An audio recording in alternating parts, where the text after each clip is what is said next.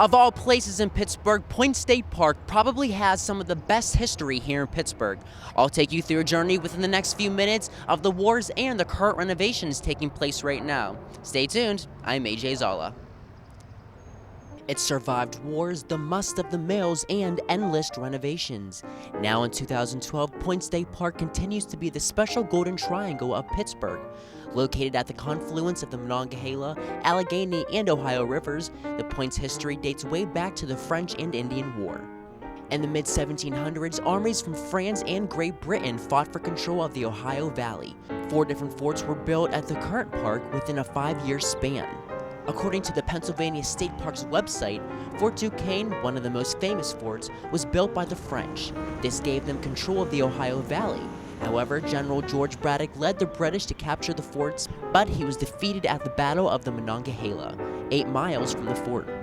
Fort Duquesne's demise came in 1758 when the French burned down the fort and left 2 days before they were expecting an attack from the British.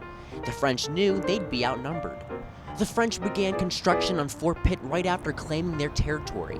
The PADCNR says that Fort Pitt was sold in 1772 and then reclaimed in 1774 by the Virginia Territory.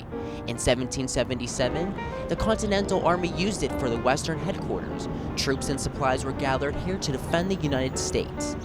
The first peace treaty between the American Indians and the United States was signed at Fort Pitt in 1778. Fort Pitt was finally abandoned in 1792 due to its deteriorating condition. Now Point State Park is the way to escape the hustle and bustle of the city. Park goers can ride bikes, take a stroll, or a mid-afternoon jog. Some fun facts: within the 2 acres you'll see 54,000 native plants that would have been common in the 18th century. The park was also very strategically planned. The plants and greenery all were set in place to absorb pollution and carbon monoxide from the nearby highways.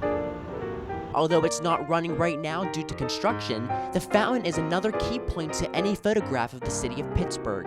With over 800,000 gallons of water in this system, the 3-pump system helps the fountain reach up to 100 feet in the air. The fountain is expected to be complete in summer 2013. Speaking of construction, Point State Park has been going under renovations for quite some time now. Most of the park reopened in 2008 under a $25 million plan. However, some improvements are still being made as we speak. Seems like Point State Park will soon have the tip of our city looking brand new.